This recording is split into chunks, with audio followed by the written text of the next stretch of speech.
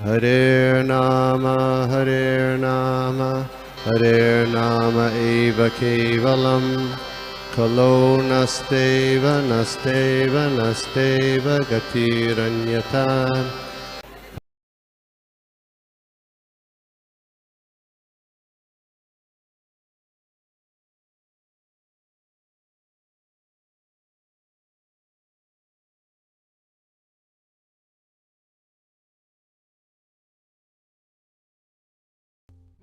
हम लोग शुरुआत करते हैं प्रार्थना से।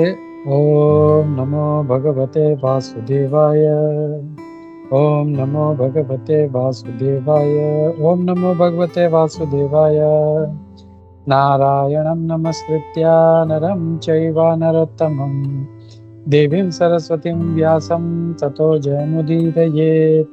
नष्टप्रायेषु भद्रेषु नित्यं भागवत सेवया भगवती उत्तम श्लोके भक्तिर्भवति नष्टकी।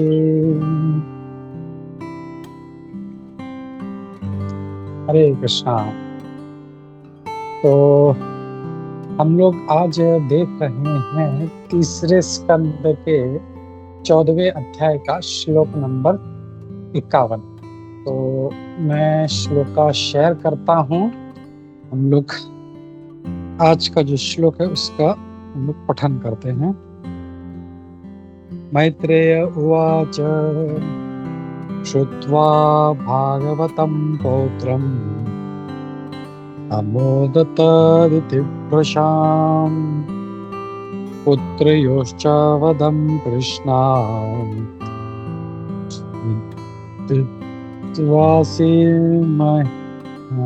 धात्वासिन्महामनाः। मैत्रेय उवाच श्रुत्वा भागवतं पौत्रम् अमोदतदिति भृशम् पुत्रयोश्च वदं कृष्णाम् महामनाः। हम लोग इसका अनुवाद और तात्पर्य देखते हैं। बहुत छोटा तात्पर्य है, हम लोग quickly पढ़ लेते हैं। अनुवाद और तात्पर्य श्री प्रभुपाद द्वारा श्री प्रभुपाद की जय। मैत्रेय मुनि ने कहा, यह सुनकर कि उसका पौत्र महान भक्त होगा और उसके पुत्र भगवान कृष्ण द्वारा मारे जाएंगे, दिति मन में अत्यधिक हर्षित हुई। तात्पर्य श्री प्रभुपाद द्वारा। दिति ये जानकर अतीव खिन्न थी कि उसके असामयिक गर्भधारण से उसके पुत्र असुर होंगे और वे भगवान से युद्ध करेंगे। किंतु जब उसने सुना कि उसका पौत्र महान भक्त होगा और उसके दोनों पुत्र भगवान द्वारा मारे जाएंगे तो वह अतीव तुष्ट हो गई। एक महान ऋषि की पत्नी तथा महान प्रजापति दक्ष की पुत्री होने के नाते वह जानती थी कि भगवान द्वारा मारा जाना परम सौभाग्य है। क्योंकि भगवान परम पूर्ण है, अतएव उनके हिंसा तथा अहिंसा दोनों कार्य परम स्तर पर होते हैं। भगवान के ऐसे कार्यों में कोई अंतर नहीं होता।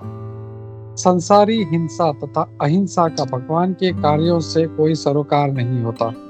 उनके द्वारा मारा गया असुर वही फल प्राप्त करता है जितना वह भक्त जो अनेकानेक जन्मों की तपस्या के बाद मोक्ष प्राप्त करता है। यहाँ पर भृशम शब्द सार्थक है क्योंकि यह सूचित करता है कि दिति अपने अपेक्षाओं से भी अधिक हर्षित थी। इस प्रकार श्रीमद् भागवत के तृतीय स्कंद के अंतर्गत संध्या समय दिति का गर्भधारण नामक 14वें अध्याय के भक्ति वेदांत तात्पर्य पूर्ण हुए। हरे कृष्णा।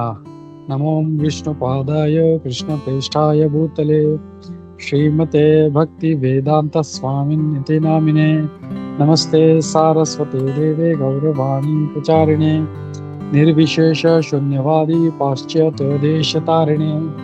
जय श्री कृष्ण चैतन्य प्रभु नित्यानंदा श्री अद्वैत गदाधर शिवासादि गौरभक्त वृंदा।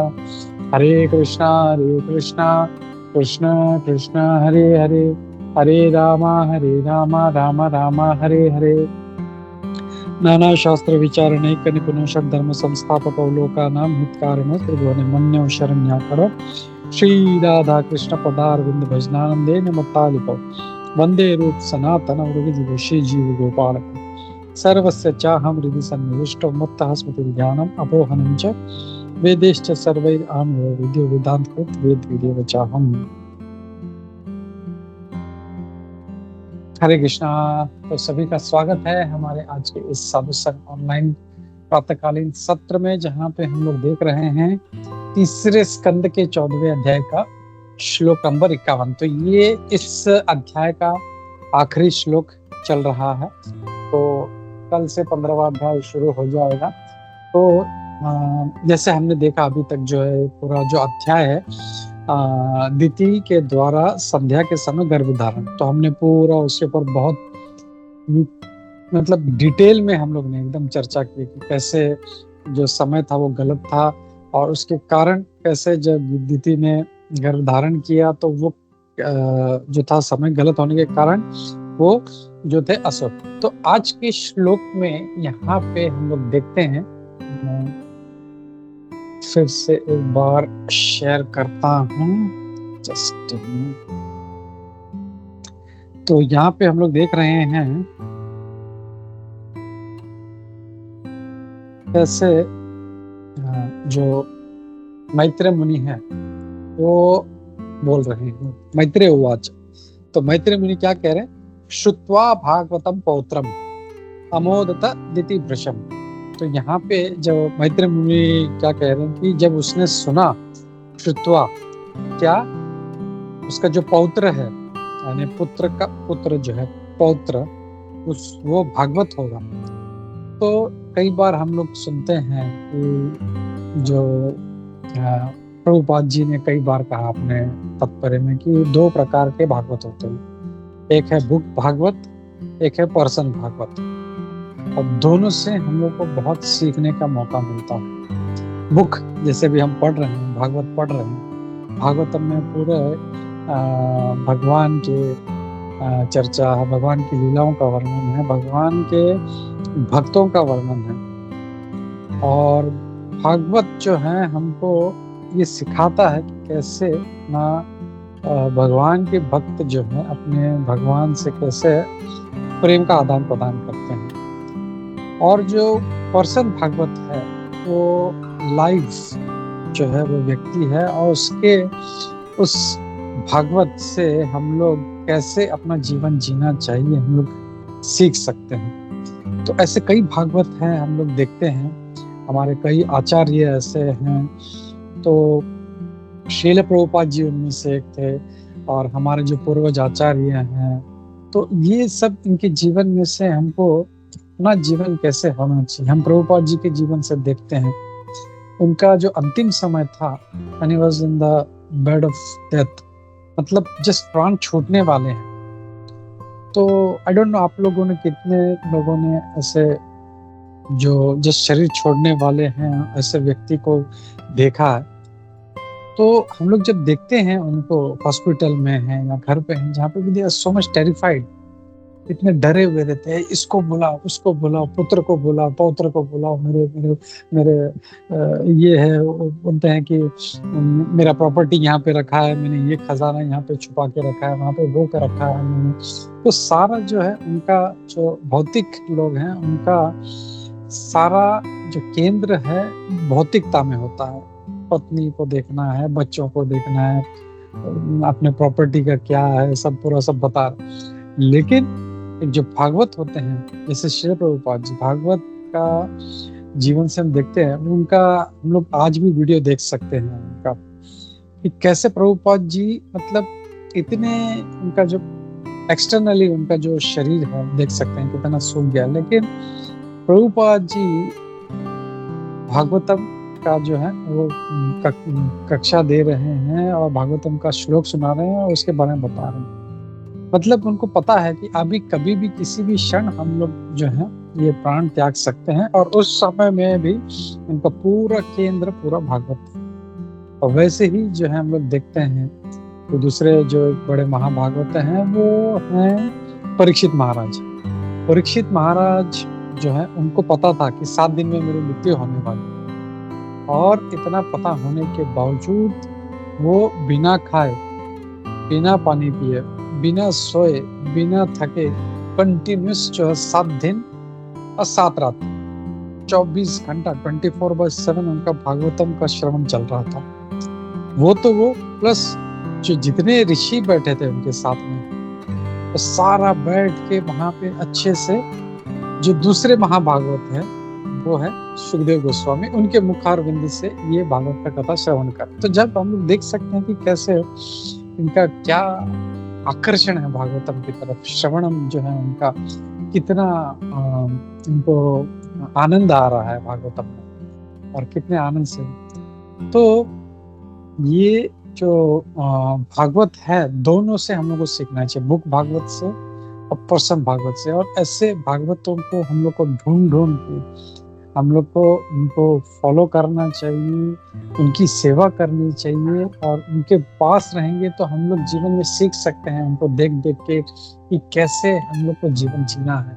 भौतिकता में जीवन नहीं जीना है हम लोगों को आध्यात्मिक जीवन जीना है। क्यों? क्योंकि भौतिकता में रहेंगे तो फिर ये चक्कर जो है 14 भुवन का, ऊपर नीचे, नीचे ऊपर, ऊपर नीचे, नीचे ऊपर, ये घूमते रहेंगे हम लोग। इसमें से बाहर निकलना है। तो ऐसे ही एक भागवत थे हमारे प्रहलाद महाराज। जब दिति ने सुना श्रुत्वा भागवतम पौत्रम अमोदत, यानी सिर्फ आनंदित नहीं, एकदम खुश हो गई वो। और कैसे? ये जो भृशम जो वर्ड लिखा है, भृशम यानी ऐसे नहीं कि वो थोड़ी सी खुश थी, अपार आनंद हुआ। अब पुत्रयोश्च वधम कृष्णात्, उसके जो पुत्र हैं उसको पता चला कि पुत्र का जो वध है वो कृष्ण के हाथ से होने वाला है। तो यहाँ पे 2-3 चीज देखने जैसा है, हम लोग इस ऊपर फोकस करते हैं कि कैसे जो एक चीज तो ये है कि उसके पुत्र का वध होने वाला है। जो पेरेंट्स हैं वो जानते हैं कि अपने बच्चे को एक खरोच भी आ जाए तो कैसे उनका जान ऊपर नीचे हो जाता है। और कुछ लोग पहले हमने देखा कि कैसे जो वो पूछ रही थी, अरे भगवान शिव कुछ करेंगे तो नहीं ना? और मैत्रेय मुनि से बार बार पूछ रही थी कि वो मतलब मेरा गर्भ तो खराब नहीं करेंगे या गर्भ को नाश तो नहीं करेंगे। वो कैसे डरी हुई थी वो, या ब्राह्मण उनको कोसेंगे तो नहीं, उनको दंड तो नहीं देंगे, मृत्यु दंड तो नहीं देंगे। तो he was so much terrified, बहुत डरी हुई थी। लेकिन जब ये सुना कि कृष्णाद वधम, भगवान कृष्ण के द्वारा हाथों मारे जाने वाले, मतलब वहां पे वो तो सिर्फ डर रही थी कि यहाँ पे कुछ हो जाएगा, उसको कुछ श्राप मिल जाए तो उसे डर, लेकिन ये पता कि वो खत्म करने वाले भगवान, गोइंग टू किल देम, वो एकदम खुश हो गया। ऐसे नहीं, भृशम, बहुत एकदम अपार आनंद हुआ उसको, अपार आनंद हुआ उसको। तो बहुत ही उसको अच्छा लगा उसको कि अरे भगवान कृष्ण के द्वारा मेरे पुत्रों का जो है वध होने वाला है। She is very very happy. तो एक ये देख सकते हैं कि she was very intelligent and very devoted. तो कोई साधारण माता पिता की तरह नहीं थी, अरे बच्चे को क्या हो जाएगा। जैसे आजकल के माता पिता देखते हैं कि कोई थोड़ा सा एक हाथ में माला पकड़ लेता है तो बच्चे के पीछे पड़ जाता है, अरे पागल हो गया है क्या। अब लीला प्रभु जी बोलते हैं उनका लेक्चर तो एकदम उनको टेंशन हो जाता है कि अरे तू बहुत, तेरा दिमाग खराब हो गया है, ये क्या उम्र है तेरी, ये जाओ मजा करो, नाच गाना करो, अभी तो तुम्हारी खेलने खाने की उम्र है, ये क्या सब कहाँ पे कर रहे हो। तो हम लोग उनसे पूछ सकते क्या, चलो ठीक है हमारा तो उम्र कम है, हमने तो नहीं कर रहे हैं हम लोग, लेकिन क्या आपका उम्र हो गया, आप लोग कर रहे हो भक्ति? नहीं कर रहे ना, तो फिर ना मुझे करने दे रहे हैं ना आप कर रहे हैं। तो वी कैन अंडरस्टैंड कि ये जो भौतिक चीजें हैं इसमें लोग इतने फंसे रहते हैं कि ना तो खुद करते हैं भक्ति ना दूसरों को करने देते हैं। तो एक चीज तो ये था कि वो बहुत ही इसको पता था कि हाँ भगवान कृष्ण के द्वारा मारे जाने वाले हैं मेरे पुत्र। तो दूसरा चीज देखने जैसा ये है इसमें, another point to be noted कि यहाँ पे श्लोक में देखेंगे हिरण्यकशिपु और हिरण्याक्ष को किसने मारा था? कैन समबडी टेल मी?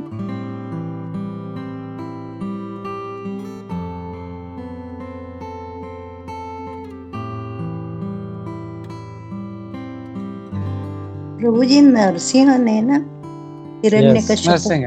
हिरण्यकशिपु को नरसिंह भगवान ने मारा था। और हिरण्याक्ष को हिरण्याक्ष को वराह अवतार somebody else और अब मैं बोल दिया मैं वराह। बाकी सब लोग सुन रहे हैं कि नहीं पता नहीं मुझे, तो ऐसा कोई डिफिकल्ट क्वेश्चन नहीं है ये किसने मारा था। तो यहाँ पे देखा जाए तो दोनों कौन है? भगवान विष्णु के अवतार, भगवान कृष्ण के अवतार। तो वो यहाँ पे मैत्री मुनि क्या कह रहे हैं कि तुम्हारे पुत्रों का वध कृष्णाद, ऐसे नहीं कहा नरसिम्हाद या विष्णु, ऐसा नहीं कहा। उन्होंने कहा भगवान कृष्णाद वधम, भगवान कृष्ण तुम्हारे पुत्रों का वध करने। और तो इससे ये भी हम समझ सकते हैं कि जैसे भगवान कृष्ण ही सारे जो अवतार हैं, इवन भगवान विष्णु का स्तोत्र है भगवान कृष्ण है, क्योंकि यहाँ पे मैत्री मुनि क्लियरली कह रहे हैं कि कृष्ण आके तुम्हारे पुत्रों को मारने वाले हैं। तो कृष्ण से विष्णु आते हैं, भगवान विष्णु से नरसिंह देव भगवान, वामन, मत्स्य, कश्यप, ये सारे जो उनसे आते हैं और वो फिर ये कार्य करते हैं। तो इनडायरेक्टली वो कह रहे हैं कि कृष्ण के द्वारा ये सब सारा कृष्ण के द्वारा ही। तो ये जब सुना उसने कि कृष्ण के द्वारा मेरे पुत्रों का वध होने वाला है, तो बहुत खुश हो गई। मतलब ऐसे नहीं कि जैसे वही माता जो अभी चिंतित थी कि अरे शिव जी मेरा जो गर्भ है वो खराब तो नहीं कर देंगे, उसका नाश तो नहीं करेंगे, कुछ नुकसान तो नहीं पहुंचाएंगे, या ब्राह्मण जो है, ब्राह्मण तो उनको जो है कुछ श्राप नहीं देंगे, ब्राह्मण तो उनको मारेंगे नहीं ना। तो वो वही माता जो इतने टेंशन में थी कि मेरा गर्भ खराब ना हो जाए, कोई श्राप ना मिल जाए, वही जब उसको पता चला पुत्र मारे जाएंगे, बहुत आनंदित हो गई। तो ये हम लोग इसमें जो है इसमें देख सकते हैं। तो she was very very very dilated. क्यों हुआ ये? क्योंकि यहाँ पे प्रभुपाद जी बोलते हैं कि वो दोनों तरह से, यानी she was daughter of Prajapati Daksha, Prajapati Daksha की पुत्री थी और मैत्री मुनि की पत्नी थी वो। तो दोनों तरफ से उसका पेरेंटेज भी बहुत ही हाई, बहुत ही जो था अच्छा था। और मैत्री मुनि की पत्नी इतने बड़े ऋषि के पत्नी के होने के कारण she was not an ordinary lady, and that's why she didn't lamented, अरे मेरे बच्चे को मतलब खरोच पहुंच गई है, रोना धोना आया है, नहीं, उसको पता कि मरने वाले हैं। तो शी वॉज वेरी, तो यहाँ पे क्यों उसको आनंद हो रहा है कि प्रभुपाद जी तात्पर्य क्लियरली बताते हैं कि दैट इज बिकॉज भगवान के हाथों के द्वारा मारा जाना भी एक बड़ा भगवान का कृपा है। उसमें कोई ऐसा नहीं है कि भगवान जैसे नॉर्मली मूवीज में देखते हैं, या हीरो है या हीरोइन है जिससे प्रेम कर रहे हैं तो कितना एकदम गले मिलते हैं ऐसे, और वही जब विलन आता है तो उसका पूरा एक्सप्रेशन चेंज हो जाता है, आंखें लाल, पूरा दांत भींचता है ऐसा। So there is duality, love and hate. भगवान में ऐसा डुअलिटी नहीं है। ये जो हम लोग देखते हैं द्वंद्व जो है, सुख दुख, अच्छा बुरा, जय पराजय, ये सब जो द्वंद्व है ये भौतिक चीजें हैं। तो ऐसी सब चीजें जो है द्वंद्व है, डुअलिटीज, ये भगवान में नहीं है। भगवान इज एब्सोल्यूट, भगवान इज ट्रांसेंडेंटल। तो उनका प्रेम भी उतना ही बेनिफिशियल है जितना उनके हाथों के द्वारा मारा जाए। इवन वो मारते भी हैं तो वही बेनिफिट मिलता है। और वो बोल रहे हैं जैसे कि उसको मतलब दीदी जानती है कि मेरे पुत्र का जो है वो, जैसे हमने कुछ इसमें देखा था कि उसको कितना मतलब जो है ये है कि इसको भी मोक्ष प्राप्त होगा, ये भी जो है ये यहाँ मुक्त हो जाएंगे मेरे पुत्र। तो she is very very happy यहाँ पे। और दूसरा इसमें देखने जैसा ये है कि जो भगवान का कृपा ऐसा होने वाला है कि ये इतने नालायक होने के बावजूद इनको मोक्ष प्राप्त होने वाला है। यही मुक्ति जो है, जैसे ब्रह्म संहिता में ब्रह्मा जी कहते हैं, बहुत अच्छा श्लोक है, पंथा सुकोटि शतवत्सर संप्रगम्यो वायो रथापि मनसो मुनिपुंगवानां सोप्यद्यस्तु प्रपदस्यं विचिन्त्य तत्वे गोविंदमादि पुरुषं तमहं भजामि। उसमें ब्रह्मा जी क्या कह रहे हैं कि ऋषि मुनि जो है, जो कई हजारों वर्ष तपस्या करने के पश्चात क्या होता है, हम लोग तो थोड़ा सा यार तो मैं 2 साल से माला कर रहा हूँ, मजा नहीं आ रहा, कोई 20 साल से माला कर रहा हूँ, आनंद नहीं है, कोई बोलता है मैं 40 साल से माला कर रहा हूँ, आनंद नहीं आ रहा। यहाँ पे ब्रह्मा जी क्या कर रहे हैं, हजारों वर्ष की तपस्या के पश्चात भी उनको भगवान का जो अंगूठे का नख है उसका एक शीक ऐसा थोड़ा सा दिखता है उसको। तो भगवान को प्राप्त करना, भगवान को देखना इतना आसान चीज नहीं, इट्स ए ट्रांसेंडेंटल थिंग। तो ऐसे नहीं है 2 साल से जब कर रहे हैं, वो आनंद ही नहीं आ रहा है, मजा नहीं आ रहा है, क्या करें, नहीं, we have to keep striving. Endeavour जो है, प्रयत्न है। ये वो बहुत अच्छा श्लोक है ना, भक्ति अगर बढ़ाना है तो हम लोगों को ये चीजें करनी चाहिए। उत्साहात निश्चयात धैर्यात तत्त कर्म प्रवर्तनात् संग त्यागा शतोविद्या शक्ति भक्ति प्रसिद्धि। तो उत्साह, निश्चय, धैर्य, ये सब चीजें बहुत जरूरी है, नहीं तो उसका कोई मतलब नहीं है। तो जो है चीज हैप्पी कि जो ऋषि मुनियों को हजारों वर्ष के बाद तपस्या करने के पश्चात एक टांग पे खड़े होके वो भजन करते हैं, तपस्या करते हैं, तब जाके उनको कहा वो मेरे पुत्र को ऐसे ही मिल जाएगा मुझे।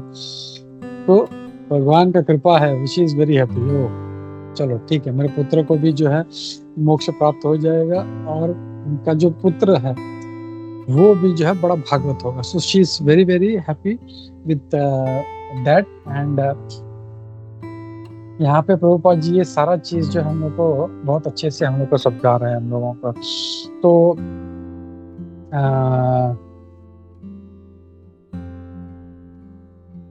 ये यही चीज है इसमें कि बताया जा रहा है कि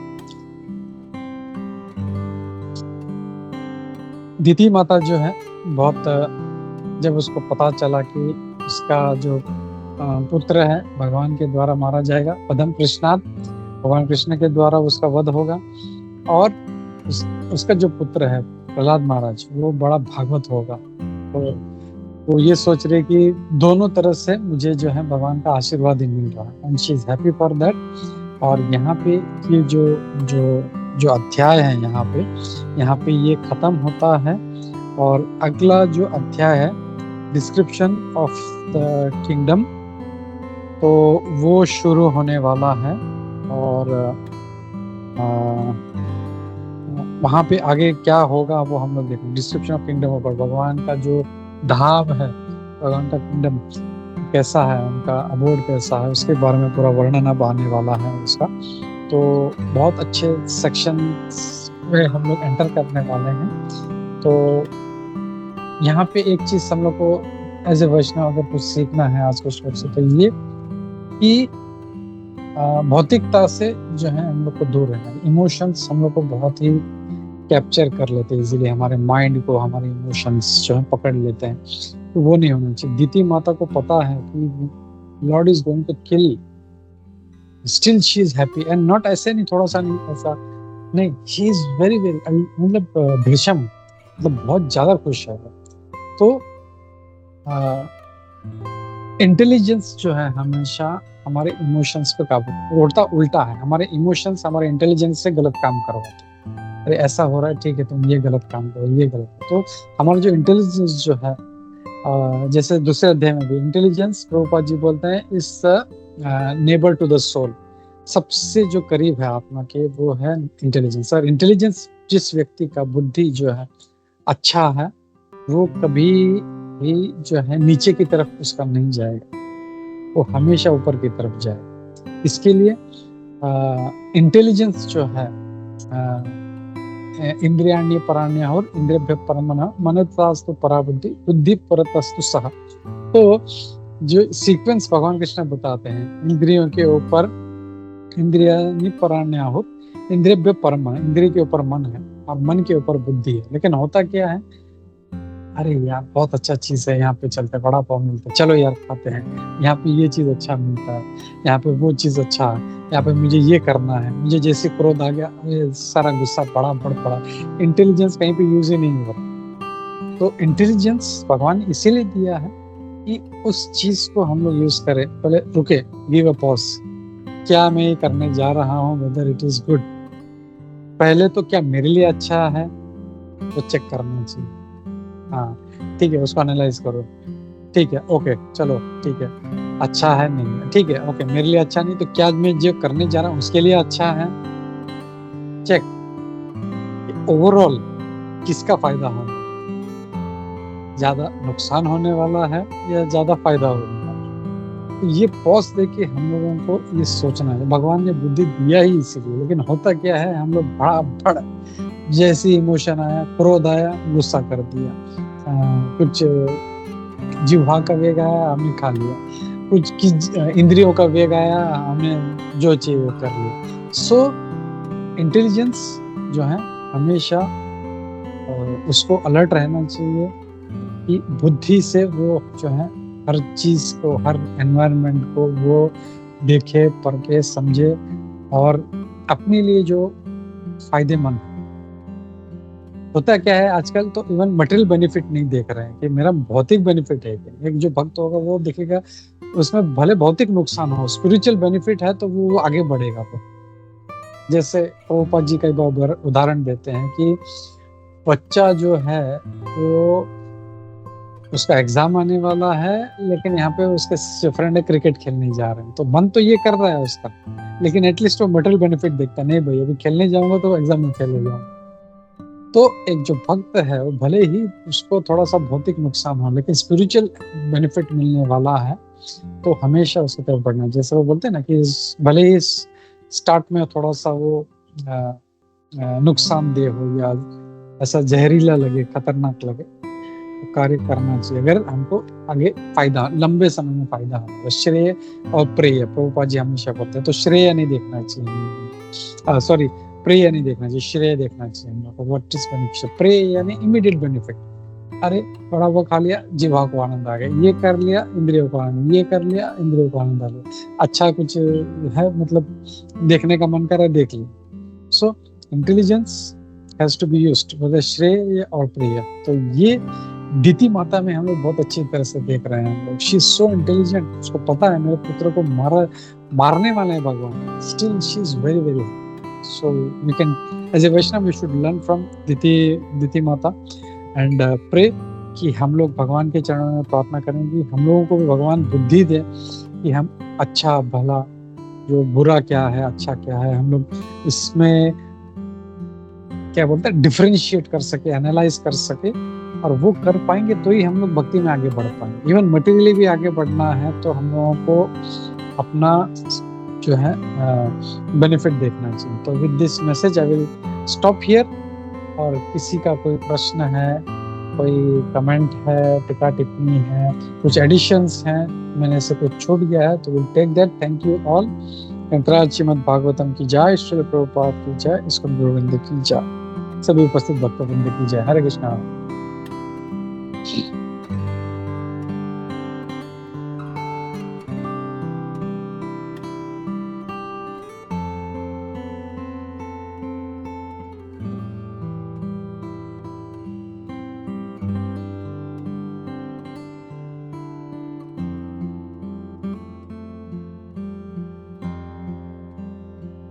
हमारे एडिशनल स्पीकर्स ने सारा सेवा छोड़ दिया है, तो रिक्वेस्ट है प्लीज बाउंस बैक। इसमें मेरा फायदा नहीं, आप लोगों का फायदा है। So whoever is additional speaker, seriously इसको आप लोग करने का प्रयास करें, don't fall loose on it, it's your own beneficial to you. तो ठीक है, हम लोग रुकते हैं यहाँ पे और हम लोग लेते हैं नरसिंह आरती। उससे पहले आई जस्ट वांट टू से, आज हमारे साथ ममता माता जी पहली बार जुड़ी हैं, वो कल से ट्राई कर रही थी, तो आज उनका संभव सारा लॉगिन प्रोसेस प्रोफाइल सब हो गया। सो वेलकम ममता माता जी, आपका बहुत बहुत स्वागत है हमारे इस साधु ऑनलाइन सत्र में। हरे कृष्ण। हरे कृष्णा प्रभु जी, thank you. Hare Krishna. Please keep joining. ऐसे हम लोग सुबह शाम हम लोग आते रहते हैं। सुबह नॉर्मली 8:30 बजे होता है और संडे है इसके लिए 9 बजे। एक दिन संडे को सुबह हम लोग 9 बजे मिलते हैं। इवनिंग में हम लोग डेली प्रभुपाद के बुक्स पढ़ते हैं 9:15 से लेके आगे, कृष्णा बुक, फिर भागवतम, ऐसा सब। लेकिन अभी दामोदर मास चल रहा है तो हम लोग सिर्फ दामोदर लीला कथा पे हम लोग फोकस कर रहे हैं। तो प्लीज कीप ज्वाइनिंग। हम लोग ममता माता जी के लिए एक बार हरे कृष्ण महामंत्र बोलते हैं। हरे कृष्णा कृष्णा कृष्णा हरे हरे, हरे राम राम राम हरे हरे। हरे कृष्णा। चलो ठीक है, तो नरसिंह आरती लेते हैं। आज किसका है नरसिंह आरती? हरे कृष्णा प्रभु जी, मेरा। आरती माता जी। हरे कृष्णा। हरे कृष्णा प्रभु।